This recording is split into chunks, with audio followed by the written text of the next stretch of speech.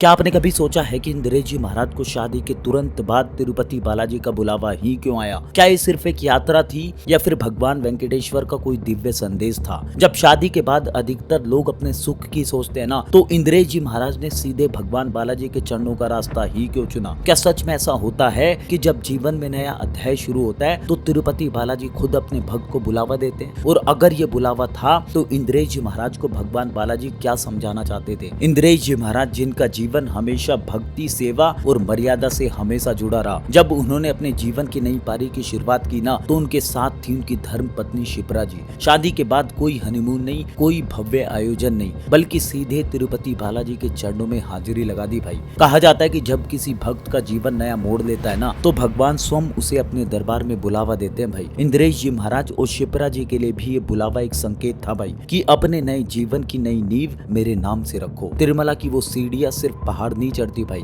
बल्कि अहंकार तक उतार देती है भाई। और जब दंपत्ति साक्षात भगवान बालाजी के सामने खड़े होते हैं ना, तो उनका रिश्ता सिर्फ पति पत्नी का नहीं रहता, वो धर्म, कर्तव्य और सेवा का बंधन तक बन जाता है भाई। शास्त्रों में माना जाता है कि भगवान वेंकटेश्वर ग्रस्त जीवन के रक्षक है। शादी के बाद उनके दर्शन करने का अर्थ है कि अहंकार का त्याग, जीवन की जिम्मेदारियों को स्वीकार करना और ये प्रार्थना करना कि हे प्रभु, हमारे दाम्पत्य जीवन को संतुलन और प्रेम से भर देना। इसलिए कहा जाता है कि जो दंपत्ति शादी के बाद बालाजी के दर्शन करता है ना, उसके जीवन में धन, धर्म और धैर्य तीनों का वास हमेशा के लिए बस जाता है भाई। ये संदेश हम सब के लिए भी है भाई कि रिश्ते तभी मजबूत होते हैं जब उनकी शुरुआत ईश्वर के नाम से हो। शायद इसलिए कहा जाता है कि जब भगवान वेंकटेश्वर बुलाते हैं ना, तो सिर्फ शरीर नहीं जाता वहाँ पर, पूरा जीवन उनके चरणों में समर्पित हो जाता है भाई। बालाजी पर भरोसा बनाए रखिए, चमत्कार होगा एक दिन जरूर। जय हो तिरुपति बालाजी महाराज।